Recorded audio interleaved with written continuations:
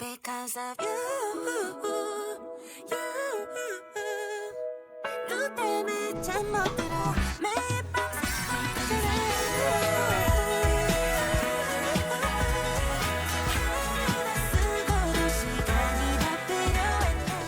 大家好，歡迎收睇新橋嘅韓國首爾之旅 Part 2。今次會 cover 第3至第6日，繼續會使用 Insta360 Ace Pro 2嚟拍攝。Day 3第一站咧就去朝聖 IG 大熱店 London Bagel Museum。我哋今次去咗安國店，咁呢個分店咧係比較近下一個景點景福宮嘅。12點已經超多人排隊，拎飛需要用到 Cash Table 呢個 app， 有分堂食同外賣兩條隊。咁呢個 app 咧類似係香港嘅 OpenRice， 視乎餐廳有冇開線上拎飛。以呢一間嚟講咧，都需要現場掃 QR code 先排到隊。咁我哋最終排堂食都排咗成45分鐘，排外賣咧就應該快好多嘅。餐廳分咗2層，下層有大量唔同款式嘅 bagel 俾你選擇，但真係全 bagel， 冇其他嘅麵包或者嘢食揀。下層嘅空間比較窄啦，所以外賣同堂食咧都需要排隊分流咧先可以入去。埋單嘅時候咧可以點埋其他餐牌上邊嘅嘢，之後咧就自己拎上層食。等咗成9個字上到去，發現點解咁多位都唔放人入嚟嘅呢？係咪要玩飢餓營銷呢？最終我哋揀咗個香葱奶油芝士 bagel、蜂蜜奶油芝士 bagel 同埋火腿牛油 bagel， 仲有松露蘑菇湯同2杯咖啡。咁 bagel 係冇加熱服務嘅。堂食同外賣最大嘅分別咧就係可以叫呢一碗熱辣辣嘅湯，碗湯咧仲出色過啲 bagel， 好香好濃郁。至於嗰3個 bagel 咧，香葱係signature，但係個人覺得呢個配搭咧係好奇怪嘅。全部 bagel 咧都一味塞一大堆 cream cheese 入去，你係咪預人食晒先？流到不得了，亦都做唔到外脆內鬆軟嘅效果。總結嚟講咧係唔使排隊都可以食下，但係要排隊咧就不了。食完咧就搭 Uber 去景福宮附近。我哋喺 KKday 揀咗呢一間 One Day 租借韓服，鋪頭咧都好近景福宮，真係咧過條馬路就到。我哋即場先經 KKday 買4小時韓服租借124蚊港紙，已經包咗飾物同埋女仔嘅基本髮型設計，加多17蚊咧就可以上去影埋個貼紙相。咁鋪頭咧都有個活動，就係喺 Google Review 度留個言咧都會免費送。4個鐘咧其實咩都夠晒，尤其是咧係大熱天時。咁要留意翻呢個 plan 咧係唔包化妝嘅，男仔咧亦都冇髮型設計，而女仔嘅髮型設計咧都係得3個選擇。不過有需要嘅話咧，現場係有電髮器咧俾你自己處理嘅。整體感覺咧都好舒服。可能我哋去嘅時候係夏天啦，咁唔係旺季咧，冇乜人一齊爭。咁佢有中國人嘅店員，應該係留學生，咁所以大家喺溝通上邊咧都冇問題。揀衫或者揀飾物咧，店員都有一個簡單嘅介紹，亦都唔會俾壓力你，等你自己慢慢揀。咁鋪頭咧係收7點嘅，咁所以咧必須要6點左右咧就翻去還衫，咁時間咧就要自己就翻啦。咁喺等候嘅時間，當然要賣翻個廣告先。今條片大部分時間都係用 Insta360 Ace Pro 2拍攝嘅，呢部運動相機絕對係旅行嘅最佳拍檔。無論你想拍 vlog、拍風景定係記錄夜晚嘅靚景咧，都一樣咁出色。首先講下呢一代嘅核心升級 ，Ace Pro 2配備雙 AI 晶片同埋 8K 嘅感光元件，最高可以拍到 8K 30fps 嘅超高清畫面，仲有 4K Zoom In 無損變焦功能。遠景都可以好清楚咁樣捕捉到，就算唔記得叉電，即刻拍翻嚿後備電都可以撐到1日。1800mAh 嘅電池。第2大亮點就係 Pure Video 夜拍模式，以後夜晚拍片畫面更加乾淨，細節咧都更加突出。配合運動 HDR， 即使背光嘅環境咧都可以保持色彩同埋層次。第3亮點仲有個2.5寸可觸控嘅反轉熒幕。自拍或者多角度拍攝咧都方便得多。Ace Pro 2仲支持多種畫質配置，更有彈性地滿足唔同嘅拍片需求。例如係157度嘅廣角鏡頭同埋唔同模式，輕鬆將你旅行見到嘅所有畫面記錄落嚟。收音亦都大幅提升，有全新嘅收音位設計，仲附送可拆卸嘅防風罩，無論拍 vlog 或者係戶外記錄咧都非常之合適。Ace Pro 2仲要係同 Leica 聯合設計，支援 Leica 色彩檔同埋 iLog 色彩檔，後製更加有彈性，仲支持慢動作拍攝，可以將畫面嘅每一格呈現翻出嚟。而我自己咧就最中意佢嘅快速拍攝功能，只要一撳快門，就算佢喺熄機嘅狀態都會即刻拍攝。如果覺得拍攝素材唔啱用，仲可以即刻長撳快門取消拍攝，拍完或者取消咗都會自動熄機，非常之方便。仲有一樣嘢一定要提就係街拍配件，加咗呢個全機防護金屬邊框，即刻變成街拍神器，手感更加舒服，揸機揸得更加穩定。金屬外框咧非常之有質感，安裝咧亦都超簡單，只要將 Ace Pro 2沿住中間攝入去，一合埋就搖身一變成為一架更型格、更好揸手嘅運動相機。如果有興趣嘅朋友都可以用資訊欄嘅推廣碼或者連結購買 Insta360嘅產品，唔同產品都會有唔同嘅優惠。首先警告翻大家咧，盡量唔好挑戰夏天着韓服。除非你想測試一下自己嘅 EQ， 小弟經歷完今次咧都總算合格，全靠帶咗個風扇仔啊！着韓服係可以享受免費仔入境復工嘅福利，喺度都提醒翻大家咧，警復工係逢星期二唔開嘅。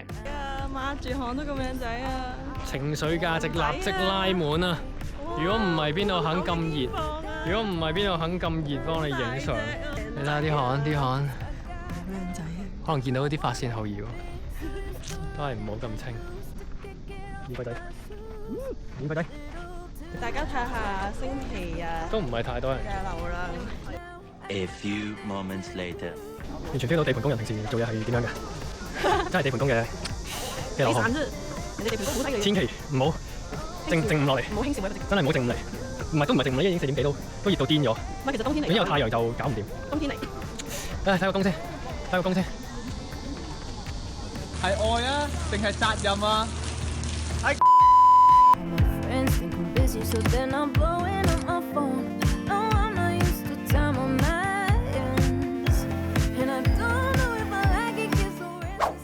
勞動完咧就好好咁樣慰勞下自己，今晚準備去食 Fine Dining。呢間餐廳咧就咁喺景福宮附近嘅 The King Twin Tower。我哋一開頭喺地面咧揾極都揾唔到間餐廳，原來係要搭 lift 落 B1。今次係食呢一間牛瓦拉 Uara。我哋冇 book 到咧，但係好彩都食到。保守啲咧係可以喺 cash table 預約嘅，但係咧就要俾定訂金。牛瓦拉咧主打海鮮同埋韓牛料理，石監木嘅裝修咧係比較日式風格，每台咧都有自己嘅獨立包廂。今次咧叫 B set， 人均700幾蚊。上菜前咧會扮晒嘢俾你睇下今日嘅食材，不過講真，揀呢一間咧都係俾呢個操作吸引咗。第一道菜係魚子醬蘆筍茶碗蒸，其實都冇咩特別。之後咧有4道前菜，分別用咗吞拿魚、韓牛同埋龍蝦，咁啱啱好咧係一啖嘅 size， 擺盤擺得好靚，但係味道都係好普通。之後仲有魚刺身、粟米湯、醬油鮑魚、三文魚茶漬飯、海膽麻油章魚牛肉冷麵、烤韓牛配埋白飯同海帶湯。上菜嘅速度咧非常之合適，成個用餐體驗都好舒服。Suppose 每道菜咧都會有人介紹，但係因為語言不通啦，職員只能夠用 Google Translate 俾我哋自己睇返。理解嘅，但係如果有溝通咧會更加理想。整體咧又唔可以話超好味嚟形容。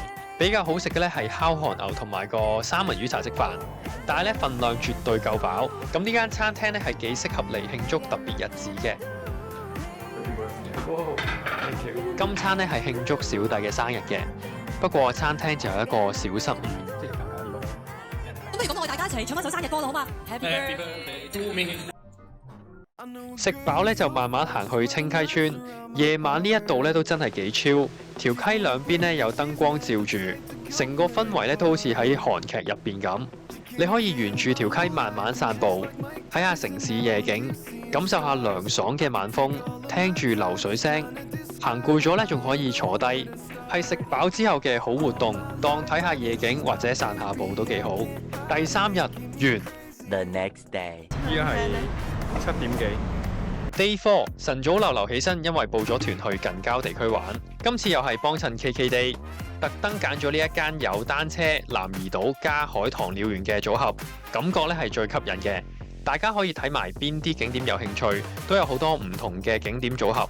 8點鐘喺明洞站嘅南山藝場公共停車場集合，由酒店出發咧，大概行10分鐘左右。報團最爽咧就係唔使煩交通，仲有個識中文或者英文嘅導遊介紹景點。不過咧陣間都想俾大家睇下成個體驗，自己衡量一下咧接唔接受到。唯一我哋覺得比較趕嘅位咧係南怡島。咁今次我哋呢個導遊咧態度都非常之好，會盡力咁樣同大家傾偈交流下，又要做埋司機揸車，又會主動提出幫每組人影下相。去近郊嘅車程大約1個鐘左右。第一個景點係江村鐵路自行車公園，本身咧默認4人座，如果要揀雙人座咧要加翻1萬won，因為由導遊代俾，所以咧呢一個係我成程唯一需要俾現金嘅位。如果係情侶咧，就強烈建議大家加多少少錢揀雙人座啦。同埋聽講4人座咧係會踩得辛苦啲嘅。咁揀車咧都有攻略嘅，最好咧就唔好揀最前，如果唔係咧會好大壓力，踩慢啲咧都驚阻住後邊成村人。一開頭咧都會驚踩到好攰，點知咧差唔多80%嘅路咧都係唔使自己踩咧就識自己上嘅。一開頭嗰段路咧仲要幾快幾爽，之後咧仲有4個特色隧道。全速同唔全速嘅分別，冇喐喐。全速㗎啦而家。依家。全速。好攰啊！真正用力嘅都唔係好多啫，大部分時間都唔需要自己踩，係幾靚，好涼咯個隧道，設計得幾好。踩完單車，最後仲有段小火車可以俾大家輕鬆睇下風景。由於成個活動嘅 flow 咧係連住嘅，踩完單車就搭火車，亦都唔會有其他嘢睇，所以就算報團咧都唔會覺得好趕，玩完就走咧就啱啱好啦。下一站咧就要俾導遊抽下傭啦，帶咗去佢推薦嘅餐廳食 lunch， 點知又係食芝士雞。一入去餐廳就見到有手信賣，就知咩料啦。不過公道地講句咧，就完全冇強迫消費嘅。同埋呢度嘅芝士炒雞咧，的確係出色啲。啲雞係生炒嘅，調味咧比較重南乳味，個人覺得咧好食過前日食嗰間魚星。不過價錢上咧呢度就貴啲，5萬幾won，嗰間商場咧都係收緊4萬幾。除咗貴咗少少，其實喺味道上咧都冇咩好挑剔。一入嚟嗰時咧，淨係得我哋呢一台。直到最後發現已經坐滿晒全部旅行團客。下一站咧就去南怡島，可以選擇搭船或者坐 zip line 過去。個團本身咧係包咗船飛嘅 ，zip line 咧都要成幾嚿水，咁當然咧就做免費仔坐船過去啦。導遊咧都會介紹下南怡島有咩玩，有咩特色景點。主要玩法咧都係一落船，睇下你揀行路啊、踩單車定坐火車咧，由南怡島嘅左邊去右邊。回程咧就揀第2條路線返，咁就會有唔同嘅風景睇。咁行晒成條路咧都差唔多要45分鐘，來回嘅話咧就已經係個半鐘。而導遊咧就安排咗大約2個鐘喺南怡島，仲要咧來回搭船，每程15分鐘，所以咧成件事咧係比較趕㗎。南怡島咧真係一個好 chill、好 relax 嘅地方，但係其實咧又冇乜活動，主要咧都係散下步、睇下風景、睇下動物，咁啊都幾啱打卡影相嘅。所以呢一個地方咧，我哋都有少少行唔夠就要走嘅感覺。咁報團咧喺南怡島呢一個安排上邊咧就有啲倉促。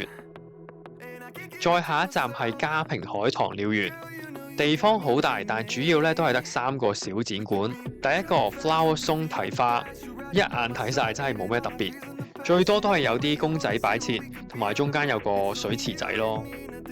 第二個 Infinity Song， 類似係微型嘅 TeamLab， 咁都係得幾個房仔嘅啫，佢都係用鏡製造啲空間感俾你打卡。入邊仲有我哋最期待嘅紫藤花打卡位，都幾靚嘅，但係點知係假花加鏡做出嚟嘅效果，影出嚟咧係營造到個花海感覺嘅。實際上咧，大家就唔好抱有太大嘅期望。第3個咧係 Bird Song 睇雀，大部分雀咧都係直接喺溫室入邊冇放籠嘅，咁竟然有埋企鵝，可以睇雀零接觸，咁可以放心，我哋個鼻咁靈咧都冇話覺得特別臭嘅。咁其實咧，仲有一個戶外區可以睇埋羊咩，但係當日烈日當空咧，玩咗一陣就好快放棄。咁呢個景點咧，其實係2024年咧先新開嘅。如果玩開首爾近郊順路嚟嘅話咧，都值得睇下嘅。咁今次報團嘅3個行程咧就係咁啦，唔知大家會點樣揀呢？歡迎大家喺下邊留言同我講。最後導遊都會車翻大家翻東大門或者明洞附近嘅地方。夜晚為咗方便揀咗明洞嘅 Jagabi 食燒貝，但我哋其實原本係想食聖水洞嘅作嘅多燒貝，人哋係傳統炭火石頭烤貝，吸引好多。但咁啱咧撞正佢星期一休息咧就食唔到，所以老實講咧今次呢一間就唔係話好推薦，只係明洞咧比較方便一啲。嘢食都偏貴啊，一份蝦一份蠔咧都各自3萬幾won，燒雜貝6萬won，味道都 OK 嘅，仲有人幫你燒埋，但只係唔係我心目中嘅石頭烤貝。食完晚飯咧，又係喺明洞行街。今次我哋玩埋街頭速滑，呢間 Uncle Painting 咧都有好多間分店，如果大家有興趣咧，都好容易揾到嚟玩。俾大家睇下畫成點先。Thank you。第4日完。The next day. Day 5，跟住落嚟2日咧，主要都會係 shopping 為行程嘅主軸，所以咧會快速講下食咗啲咩餐廳。今日會繼續留喺明洞 shopping，lunch 就揀咗個個都好推薦嘅 BHC 炸雞。嚟咗明洞嘅總店，雖然門口要等位，但係好快就入得。2個人食一份雙拼加薯條咧，應該就差唔多啱啱好。得幾隻指定口味咧先可以雙拼。總結咪又係普通炸雞。之後嘅時間咧就兵分兩路，喬就 shopping， 我就去初嘗韓國剪頭髮，揀咗間大連鎖 Juno Hair， 明洞都有2-3間分店，希望冇伏。洗剪造型咧介乎喺45000至9萬won，我問咗實價先入嘅。過程中咧都有3次嘅 upsell 啦，問你要唔要做頭皮護理，要唔要做燙髮，要唔要買護髮產品。咁你簡單一句話唔要咧，其實都唔會再為難你嘅。咁我按自己嘅需要咧都加咗個 down perm。咁剪得好唔好睇咧，就真係見仁見智啦。但我希望大家會話我剪完似車人優，埋單75000won。咁我覺得剪頭髮咧係男朋友等候時間幾好嘅一個活動，推薦大家。差唔多6點咧就出發去宏大食夜晚，但注意收工時間咧最好搭地鐵去宏大，避免塞車。宏大2號出口行5分鐘咧就到呢間豐川鰻魚，採用韓國國產新鮮鰻魚，即撈即燒。6點幾去到嗰時咧竟然冇人排隊，不過我已經經 Google book 咗位，再遲啲咧就已經排隊啦。真炭火燒烤加埋新鮮嘅鰻魚。鰻魚燒到外脆內軟，加埋啲炭火香咧，係真係幾好味嘅。仲有跟埋配菜、生菜啊、紫蘇葉，我自己係中意佢嗰個醃咗嘅紫蘇葉、蒜頭、泡菜等等，可以自由配搭嚟食。但都係直接食咧先食到鰻魚嘅香味，如果唔係咧就會搶晒。鰻魚2條78000won，咁我覺得都值得嚟食下嘅。之後食完飯又係行街，不過今次喺宏大。咁宏大呢度咧有好多街頭表演啦，同埋有啲特色嘅貼紙相，咁可以欣賞下人哋唱歌跳舞，揾下啲得意嘅貼紙相鋪嚟試下玩，買下衫食下甜品，咁就有1日啦。第5日完。The next day. 最後1日第6日，我哋咧又係去翻宏大站，因為宏大站咧有機鐵去機場，酒店 check out 咗咧就要帶住啲行李周圍走。去到宏大站喺呢啲出口揾翻個行李寄存先。咁呢間嘢咧叫 T Luggage， 又有自助 locker， 又有服務 counter 俾你放行李。咁佢收費咧都會按翻篋嘅 size 計錢，以我篋計咧就6000won 4個鐘，每多1個鐘咧就1000won，咁我覺得非常之抵俾嘅。咁佢個 counter 咧其實打通咗3號至7號出口嘅，咁所以行李寄存上邊咧都幾方便。今日嘅 brunch 咧又 book 咗人氣大熱 IG 熱手店 Hotel The Good， 預早咗2個星期約先 book 到11點呢個 time slot。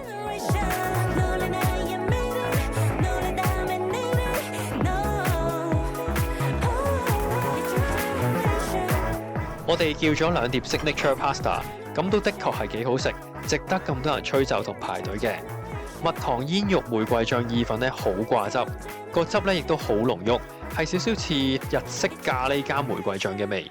而個鴨胸蒜蓉意粉嘅蒜蓉汁咧又係香到爆，亦都唔會好乾身。意粉彈牙得嚟咧又俾啲蒜蓉汁包住，個鴨胸咧亦都好結實彈牙。咁畫面中嘅空碟咧已經證明咗一切啦。最後仲加多咗個甜品添，蜜糖水果法式多士，即整啊，熱辣辣，個多士咧好鬆軟好香，配搭埋一齊咧係超級好食。食完出嚟咧12點幾，出邊已經排晒長龍，所以如果大家要嚟食咧，記得 IG book 定位先。